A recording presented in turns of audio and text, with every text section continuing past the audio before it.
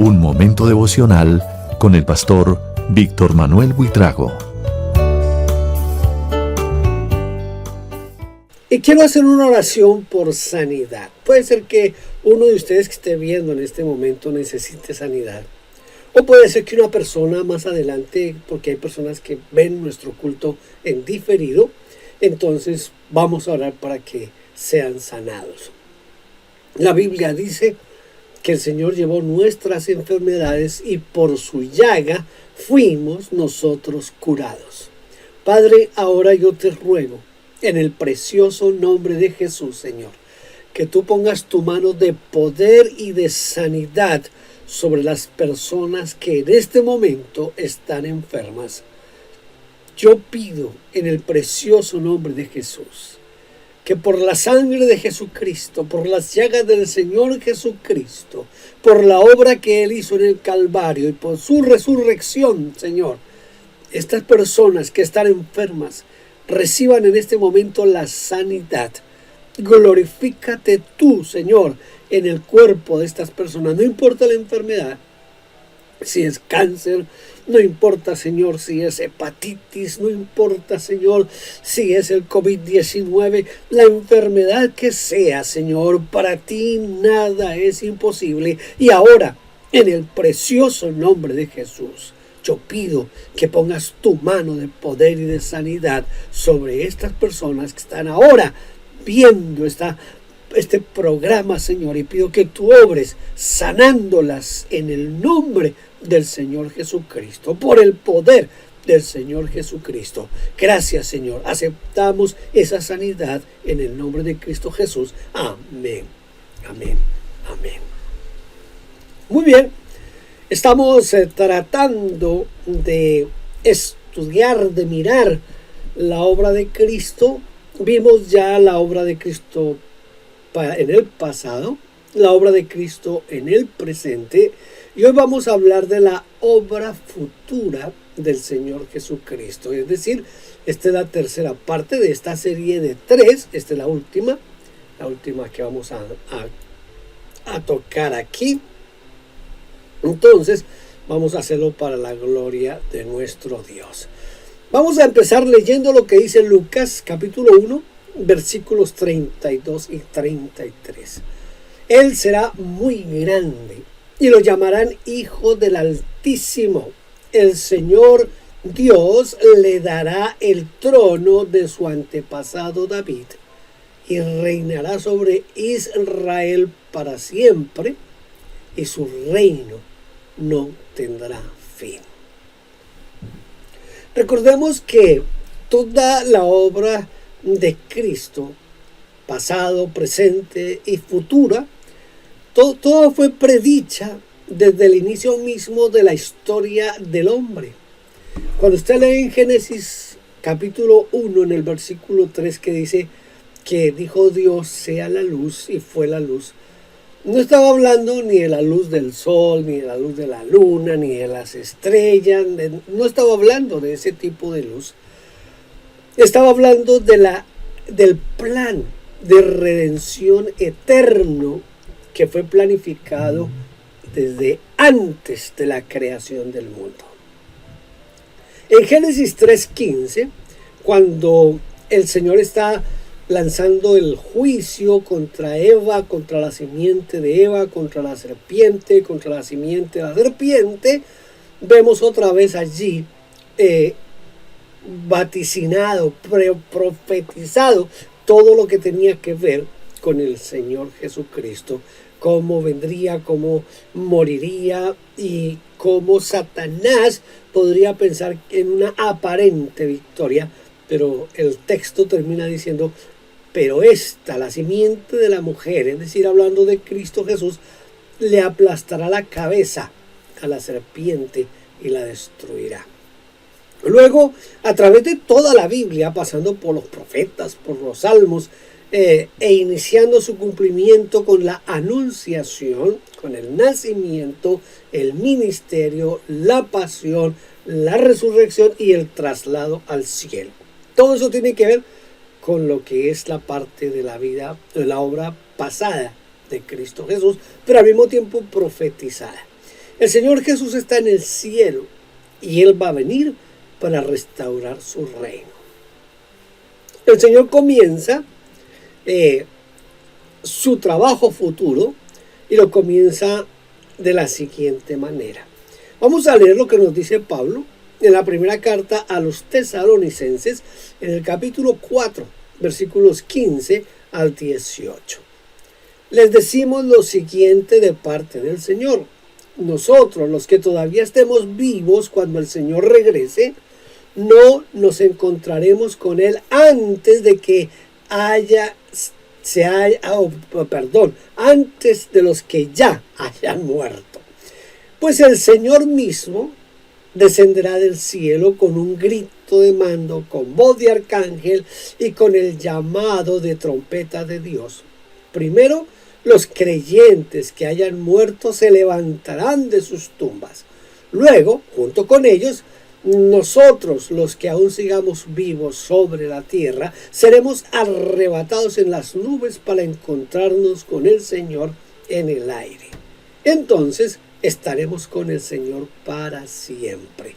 Así que anímense unos a otros con estas palabras.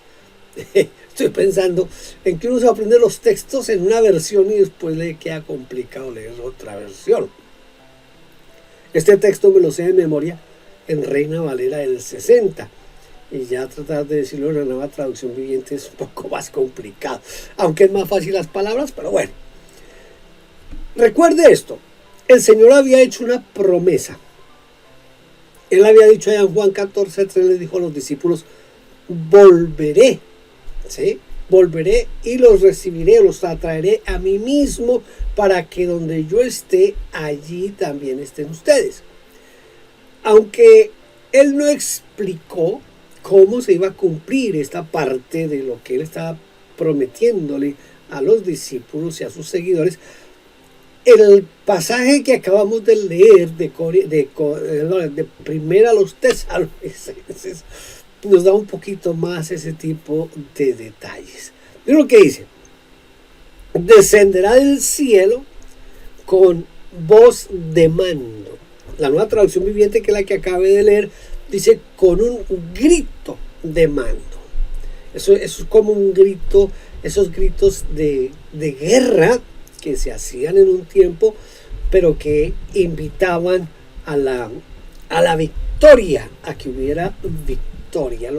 Los generales utilizaban generalmente un corneta, y el corneta era el que tocaba su corneta para indicarle al ejército qué era lo que el general quería con esto de la corneta. Hago aquí un paréntesis porque me recuerdo en este momento una anécdota que hay en la vida de Napoleón Bonaparte. Hay una batalla donde Napoleón está perdiendo la batalla. Entonces le dice a su corneta, le dice que toque retirada. Entonces el corneta se queda así como petrificado. Y Napoleón le vuelve a decir que toque retirada. Entonces el corneta comenzó a tocar, pero lo que el corneta comenzó a tocar fue el sonido que le indicaba a los soldados: adelante, que estamos ganando la batalla. Adelante, que estamos ganando la batalla. Y la historia dice que debido a ese toque de corneta, Napoleón ganó esa batalla. Cuando terminó la batalla, Napoleón llamó al corneta y le reclamó, le dijo: ¿por qué si yo le dije que tocara retirada, porque usted tocó avanzada? Corneta se quedó mirando al general, a Napoleón Bonaparte, y le dijo: mi general, nunca he tocado retirada en ninguna de sus batallas. Yo no sé tocar retirada. Yo lo único que sé tocar es adelante. Lo único que sé tocar es avanzada. Lo único que sé tocar es victoria. Esta anécdota la escuché en un congreso misionero y el predicador ilustraba que el Espíritu Santo es el corneta que no sabe tocar retirada. Es el corneta que no sabe tocar vamos para atrás, sino es el corneta que siempre nos va a llevar, como dice el apóstol Pablo, de triunfo en triunfo con el Señor. Bueno, cierro aquí el paréntesis porque recordé la anécdota de la corneta, de la voz de mando, del grito de mando. Esa voz o ese grito de mando será seguido de la resurrección de los muertos en Cristo. Entonces, escuchen, todos los que han muerto desde la resurrección de Cristo, que han muerto hasta el día de hoy, ellos son los que van a resucitar en el arrebatamiento de la iglesia. Usted tiene familiares que han muerto en Cristo Jesús, esos familiares se van a levantar. Supongamos que Cristo viniera hoy, en este momento, en este instante, sonara esa final trompeta. Esa final trompeta no será escuchada sino única y exclusivamente por aquellos que hemos aceptado a Jesucristo como nuestro Señor y Salvador. Y esa trompeta la van a escuchar, yo diría que apenas con unos segundos de anticipación, la van a escuchar los que han muerto en Cristo Jesús. Por eso se resucitarán y se levantarán primero.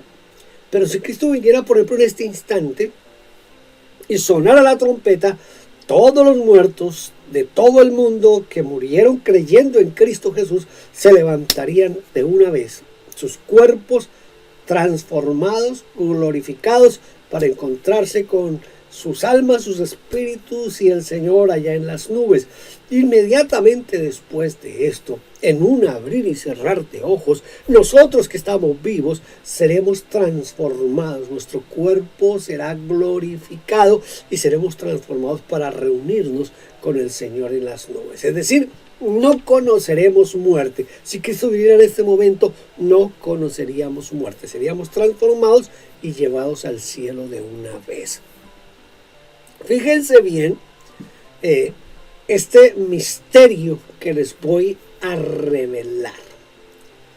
Escuche, le voy a leer lo que dice la Biblia. No es que yo tengo ahorita un misterio raro para... No, esto es lo que dice la Biblia. No todos moriremos, pero todos seremos transformados en un instante, en un abrir y cerrar de ojos, al toque final de la trompeta, pues sonará la trompeta y los muertos resucitarán con un cuerpo incorruptible y nosotros seremos transformados. Dice la primera carta a los Corintios, capítulo 15, versículos 51 y 52 en la Nueva Versión Internacional. Cuando Cristo levante a la iglesia, entonces va a comenzar lo que es el reinado de Cristo Jesús en plenitud. ¿Por qué le digo que es cuando va a comenzar? Ahorita Él es rey, ahorita Él es Señor, pero usted y yo vemos el mundo cómo está patas arriba, y hoy a lo bueno lo llaman malo y a lo malo lo llaman bueno, y ve uno tanta maldad, y ve uno tanto crimen, y ve uno tanto asesinato, tantos abortos, uno ve toda esta experiencia, y eso muestra que Cristo reina, pero no reina a plenitud. Él tiene un reinado que es un reinado especialmente para con su iglesia en este momento, pero no es un reinado universal. Todavía el diablo está vivo y activo y está haciendo de las suyas, pero va a llegar ese momento en que Cristo tomará todo el poder, y ese momento comienza con el levantamiento de la iglesia, con el arrebatamiento de la iglesia. Entonces, una vez la iglesia es levantada, en el cielo comienza un evento que la Biblia llama el tribunal de Cristo. En el griego se utiliza la palabra bimá. Entonces, el tribunal de Cristo es ese lugar donde va a ser juzgada la iglesia, pero la iglesia va a ser juzgada no para condenación, no para salvación, sino que la iglesia va a ser juzgada por motivos del corazón, por lo que hay dentro del corazón del individuo, por lo que el individuo hizo. El apóstol Pablo nos dice en Corintios y también en Romanos, él dice: porque todos, en Corintios 5:10 dice, porque todos debemos comparecer ante el tribunal de Cristo para que cada uno reciba las cosas en su cuerpo de acuerdo con lo que ha hecho, ya sea bueno o malo. En Romanos 14 dice, porque todos estaremos ante el tribunal de Cristo. La Biblia dice que el juicio comienza por casa. Entonces lo primero que va a juzgar el Señor es la iglesia. Seremos juzgados no para condenación, no para salvación, sino que seremos juzgados para mirar el valor de lo que hemos hecho mientras estamos aquí en la tierra. No es tanto lo que hicimos o lo que dejamos de hacer, sino es más bien las intenciones con las que hicimos lo que hicimos. Recuerde que el apóstol Pablo dice que la obra de cada uno será probada por el fuego. Entonces por eso él dice, mire cada uno cómo sobre edifica. Algunos sobre edifican sobre heno, otros sobre hojarasca, otros sobre madera. Es decir, cada quien tiene como una base sobre la cual está edificando.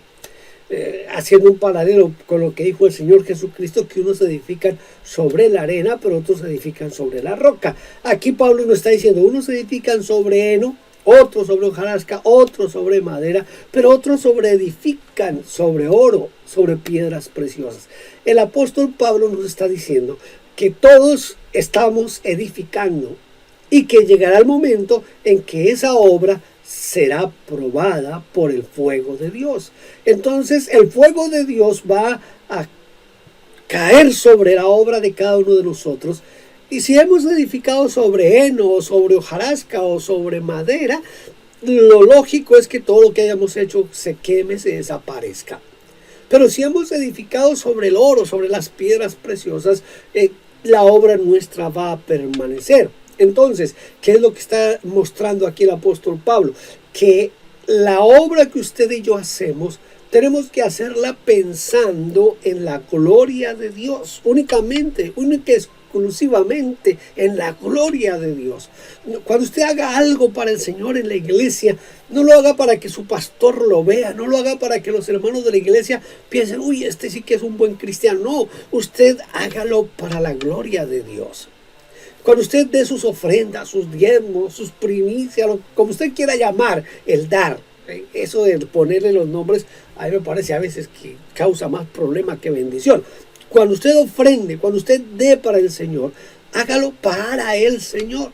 No lo haga para que lo pongan en el libro de contabilidad de la iglesia y después le extiendan un recibo para rebajar impuestos. No, esa es una forma de dar mezquina. Usted tiene que dar pensando en que usted está agradeciendo a Dios por lo que Dios ha hecho por usted.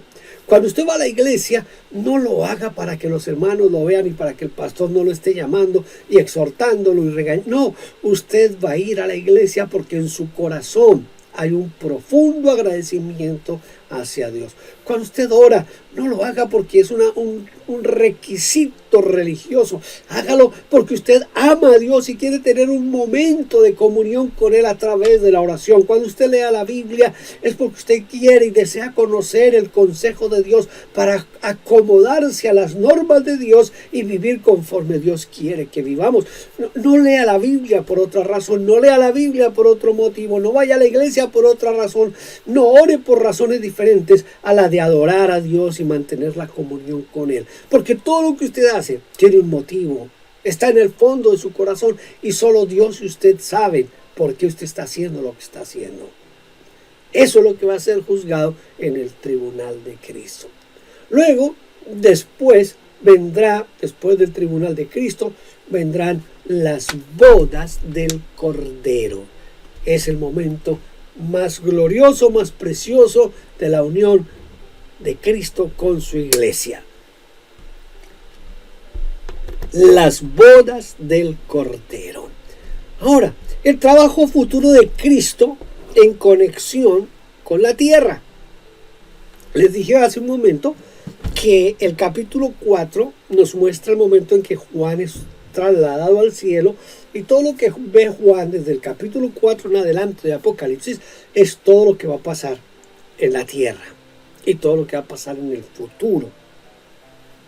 Desde Apocalipsis 4 Entonces se describe, palabras del mismo Juan en Apocalipsis 4, lo que ha de ser. En el capítulo 5 que leímos hace un rato, del versículo 5 dice: el león de la tribu de Judá, la raíz de David, ha prevalecido para abrir el libro y, escuche, soltar sus 7 sellos.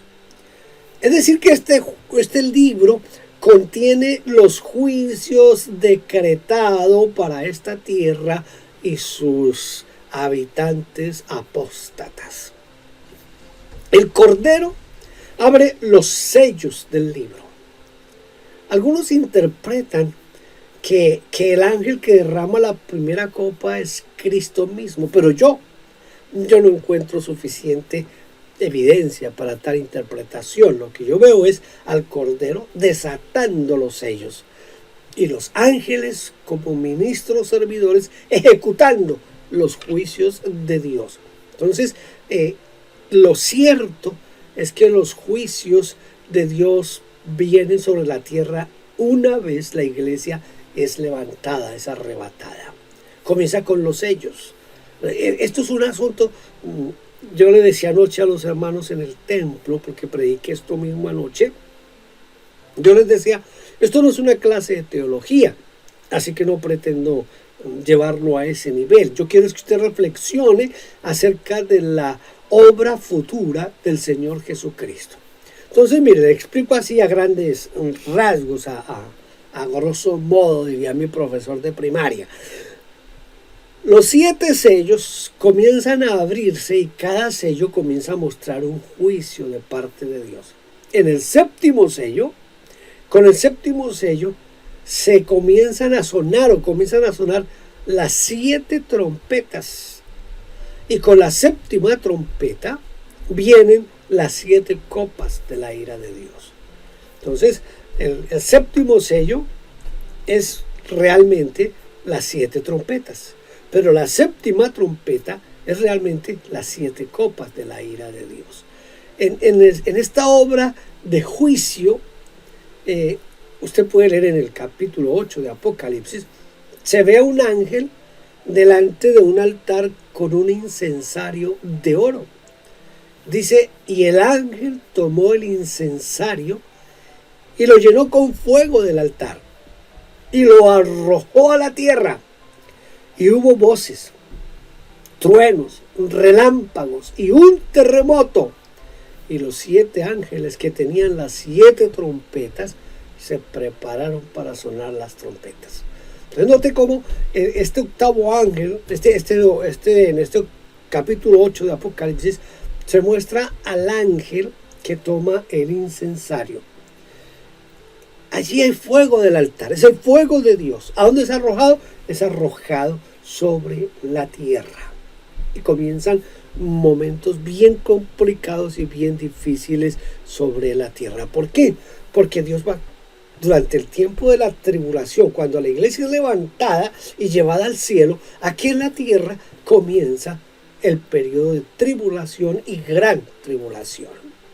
A ver, vuelvo a la especulación. Pensemos que Jesús viene en este momento por su iglesia. Somos levantados. Mañana lunes, que sería 18 de octubre, la vida en la tierra seguirá más o menos normal. Digo más o menos porque de todas maneras viene una crisis, viene una conmoción por los millones de personas que van a desaparecer porque serán levantadas en un abrir y cerrar de ojos. Millones de personas, de cristianos en el mundo entero, seremos levantados, desaparecerán familias enteras, desaparecerán comunidades enteras. El de la desaparición de ciertas personas puede llegar a causar accidentes.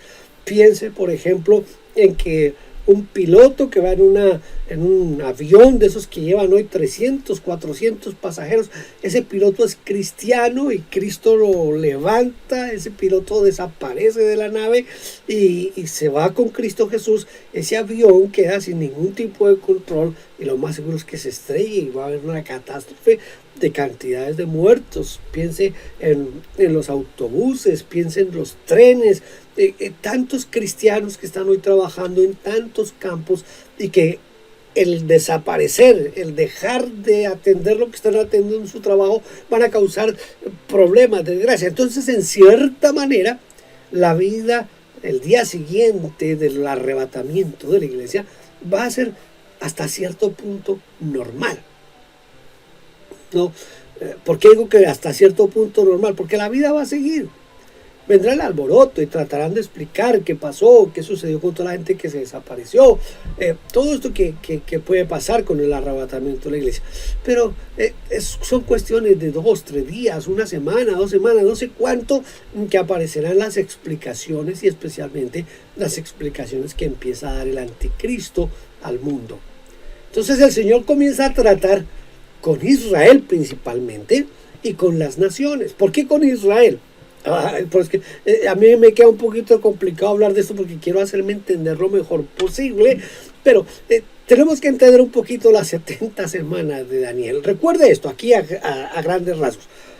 Son 70 semanas que están determinadas para Israel y para Jerusalén. De esas 70 semanas, la semana número 69 se completó cuando Cristo Jesús entró en lo que llamamos nosotros normalmente la entrada triunfal a Jerusalén, lo que en algunos sectores se conoce como el Domingo de Ramos. Ahí en ese momento termina la semana número 69. Comienza la época, la historia de la iglesia. Recuerde, a los suyos vino, los suyos no lo recibieron, pero a los que le recibieron les dio potestad de ser hechos hijos de Dios. Entonces, Israel es en cierta manera, o no en cierta manera, sino que en realidad, después de la muerte de Cristo Jesús, Israel, Dios lo pone a un lado. Ahora está tratando con nosotros los gentiles. Israel recibe en cierta manera atención de Dios, pero no la atención que siempre ha tenido Israel. Cuando Cristo levante a la iglesia, se inicia la semana número 70 de la profecía de Daniel. La semana 70 dice que está determinada para Jerusalén y para los judíos. Entonces, principalmente, el tiempo de los 7 años de tribulación y gran tribulación serán principalmente para el pueblo judío, es decir, todo enfilará hacia el pueblo judío. 2/3 partes de los judíos serán destruidos. Eso es algo desastroso, algo tremendo. Pero también habrá un juicio sobre las naciones. Todo el mundo estará bajo el juicio de Dios, porque ahora sí, ya no es el Mesías aquel que como cordero fue llevado al matadero. Ahora es el Hijo de Dios, el Rey de Reyes, Señor de Señores, que regirá las naciones con vara de hierro y comenzará con juicios sobre la tierra, sobre las naciones que están aquí. Todos los que están en la tierra, nosotros ya no estaremos arriba en el cielo gozándonos con el Señor. Entonces esos juicios serán ejecutados desde arriba, desde el cielo. Por eso el ángel voltea la copa del fuego de Dios sobre la tierra. Esa porción apóstata de los judíos que va a adorar al falso Cristo, es decir, al anticristo, va a ser visitada por los juicios de Dios y todos los que estén adorando al anticristo. Las naciones van a tener que de alguna forma tratar de aprender la justicia de Dios. Dice Apocalipsis, en Isaías capítulo 2, 6 al 9, dice: cuando tus juicios estén en la tierra, los habitantes del mundo aprenderán justicia. Tengamos en cuenta que Dios va a tratar con dureza, con un juicio fuerte a aquellos que lo rechazaron. Entonces, cuando hayan pasado los 7 años de tribulación y gran tribulación, será la gloriosa aparición. Dice en Mateo 24: inmediatamente después de la tribulación de aquellos días, el sol se oscurecerá y la luna no dará su luz y las estrellas caerán del cielo y los poderes de los cielos serán sacudidos. Y entonces aparecerá la señal del Hijo del Hombre en el cielo. Y entonces llorarán todas las tribus de la tierra y verán al Hijo del Hombre viniendo en las nubes del cielo con poder y gran gloria.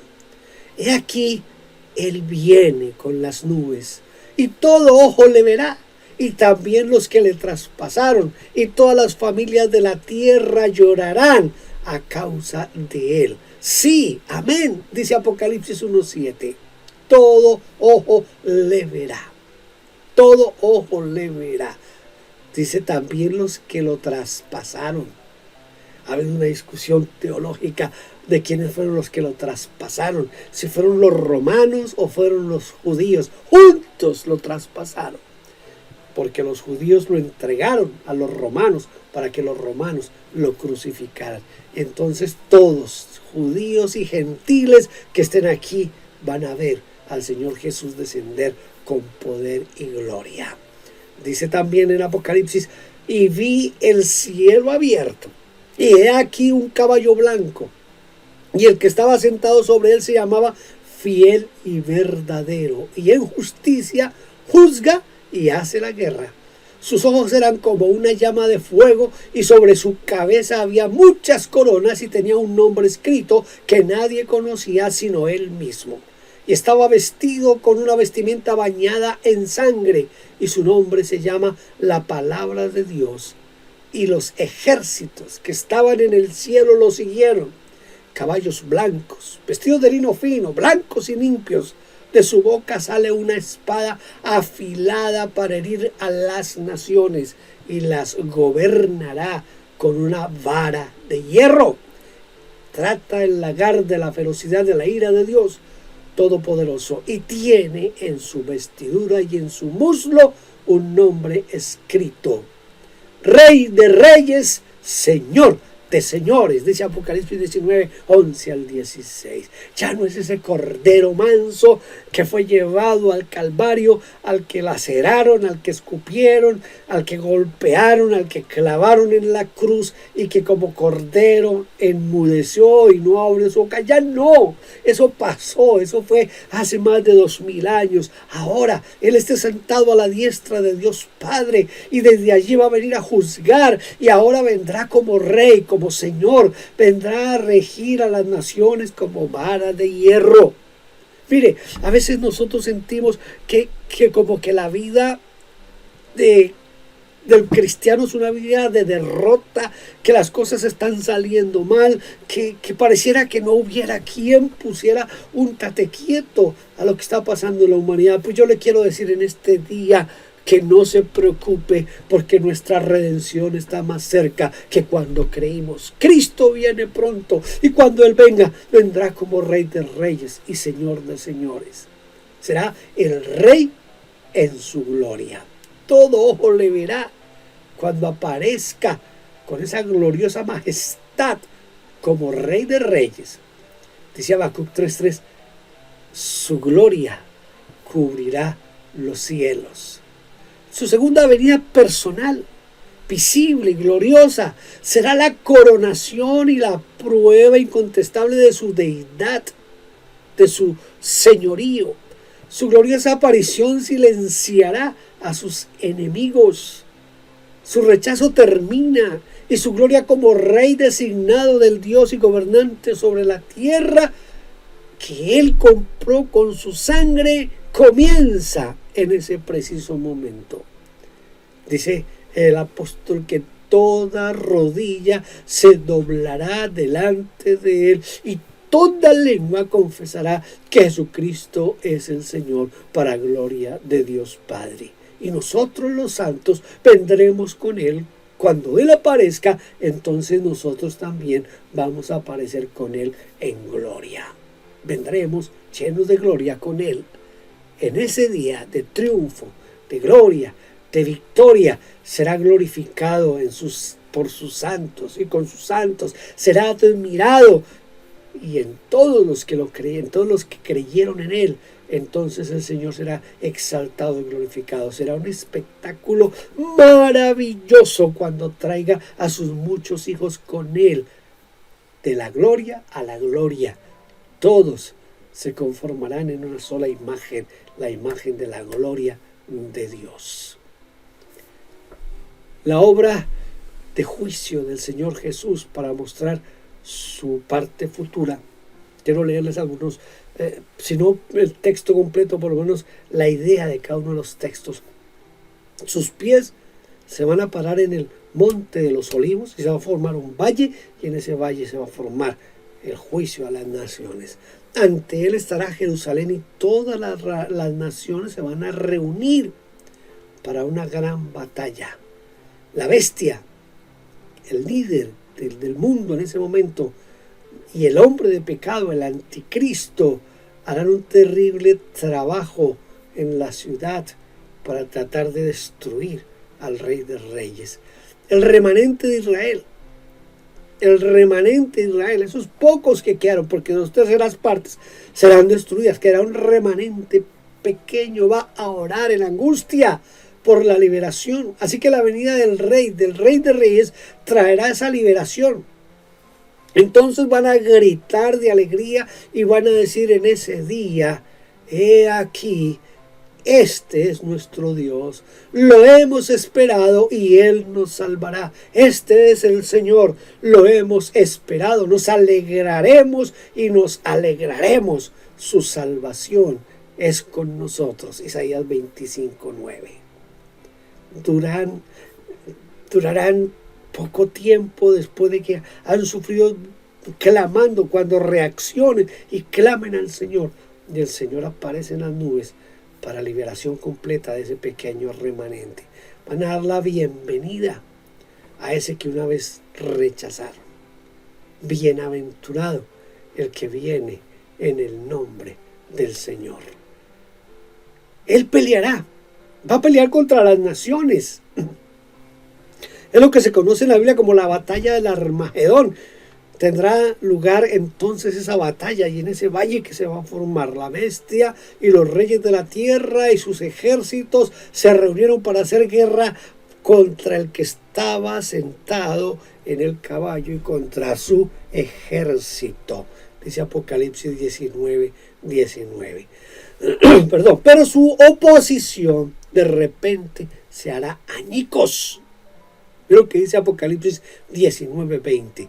Y la bestia fue tomada, y con él el falso profeta, que es el anticristo, que hizo milagros ante él, con el cual engañó a los que habían recibido la marca de la bestia y a los que adoraron la imagen. Estos dos fueron arrojados vivos a un lago de fuego que arde con azufre. No es en el infierno, porque en el lago que arde con fuego y azufre, allá estará el infierno. El infierno también será llevado al lago que arde con fuego y azufre. Y ahí estarán el anticristo, la bestia, entonces que se unieron contra el Cordero. Pero en su trono, cuando el Hijo del Hombre venga en su gloria y todos sus ángeles con él, entonces se sentará en el trono de gloria. Dice Mateo 25:31. El juicio que luego será ejecutado es el juicio a las naciones vivientes. No voy a abundar en nada de esto, porque les dije que no es una clase de teología.